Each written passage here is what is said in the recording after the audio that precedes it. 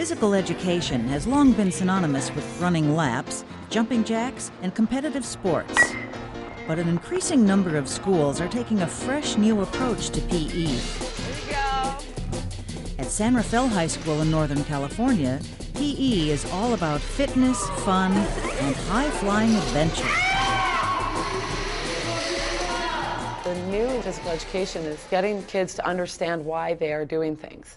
You know, not just barking orders, but also helping them learn and understand how their bodies work, why it's important to have this understanding throughout their lives. We try to get buy-in from the kids, and we try to implement the fitness and the exercise into games and activities where they're actually moving their bodies and getting in shape, but they're also having fun.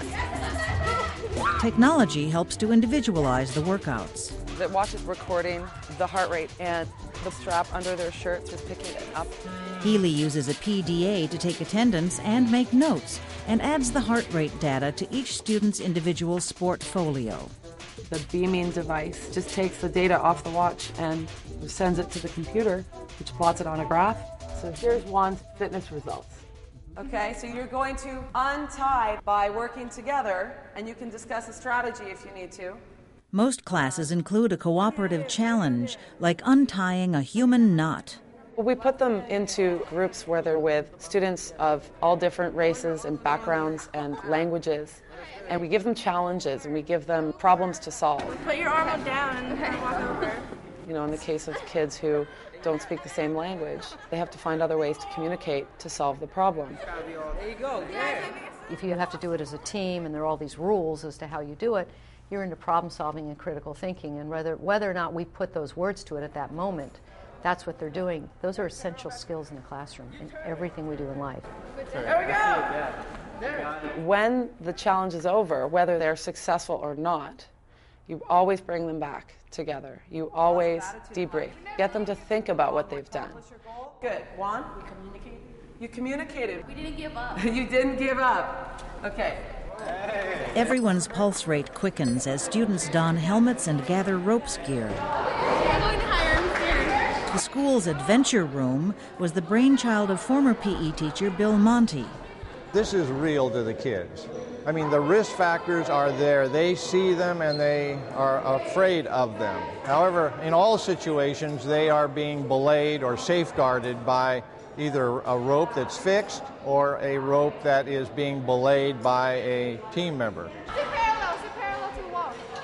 You have people like, helping you. They don't just watch you, they help you in through every step you're doing. You get along with everybody. We have leaders that emerge because they maybe have a little more confidence, or maybe they've had success sooner than someone else in the group. And so with that experience, they share it with the other members of the team. They make it safe. So we really do teach leadership. Well, this is like one of the best PE classes I've ever been to. I'm mostly a leader in my class. When someone's not following directions, I mostly guide them to the right way. It's more about teamwork and make sure you don't screw up and end up falling on something. But mostly the trust is a big one. All right, understand? Yeah. No Adventure PE is catching on in schools across the country. New teachers at New Jersey's Montclair State University are learning how to impart new PE skills. A little bit faster, guys. Take your time slowly. Very good. Everyone here ends up learning a little bit about everyone else in a different way than just skill-related athletic stuff like power and agility and quickness. Very slowly. Because everybody has a chance to put in what they need to do and communicate together as a team. You can go first. You want to go second? They can learn some of the character education values that you need, like integrity and justice and responsibility and all those kinds of things that it's very hard to teach in schools. Ready, guys? Ready? Yeah, step on. But I'll ask them, where do they use these skills that you're learning today in life? And the first thing they said, we can use this in school, and we're like, how? They said working in projects, in order to get a great project, everyone has to put equal amount of effort in.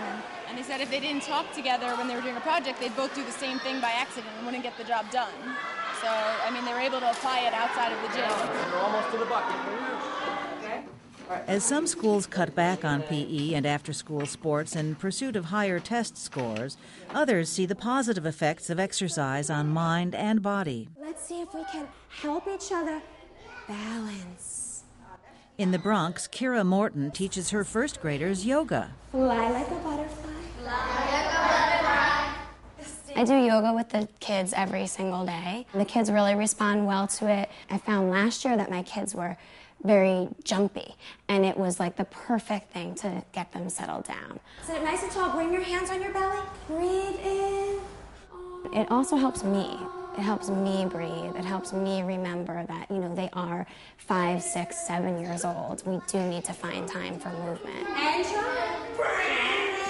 In Napa, California, Sharon Campbell attached a wind turbine to a stationary bike, allowing her 7th graders to generate electricity while they burn off excess energy. I think every classroom needs the bicycle, even if they don't have the energy bank the way we do, because I have youngsters in here that will be working on their project, stand up and go over and pedal for 5 or 6 minutes and come and sit down again. And they haven't even thought about making power. They haven't thought about the fact they can't sit still for another minute. They just automatically go and they burn off a little energy. Kids spend their time in school sitting down, okay? And that is by far the worst thing you can do for a kid and for learning. You're going to start turning like this, where your arms just flop against your body. A former sports psychologist for the San Francisco Giants, Kirsch believes students could benefit from doing a few simple exercises in class. These are techniques related to balance, concentration, flexibility, maintaining a positive attitude, all the things that are needed to help the student learn. When kids are working on a written assignment for quite a long period of time, they can just get up and do these off to the side by themselves to wake themselves up, oxygenate their blood, and go back to their desk and continue their work. As long as you allow that flexibility in the classroom. Good job. You guys are pros. Kirsch is planning to open a public school that will place sports and wellness at the center of the curriculum. 75% of high school students across the country are quote-unquote chronically disengaged. At the same time, all the research is showing that kids are totally engaged when they're involved in activities like sports. So what we're looking to do is bring the positive aspects of sport culture into a total learning environment in an entire school setting. Kirsch's vision is similar to programs at Harrison High School in Mississippi. Here, blood pressure readings from the school's championship cheerleading squad are entered into a database which is accessed by math students. Other students learn physics principles that will enhance their sports performance. If you consider a minute ago, you went from up there to the floor in a 30th of a second. So your acceleration was a lot faster. Being trustworthy, but also trusting other people, solving problems, working in teams, and taking risks are really important skills that kids need to learn somewhere to be successful. What we do in the physical education program is more important now than it ever was. It's so great to see these girls come in sort of quiet, a little meek at the beginning of the year, and then to see them jumping off the wall on the zip line. The transformation is amazing.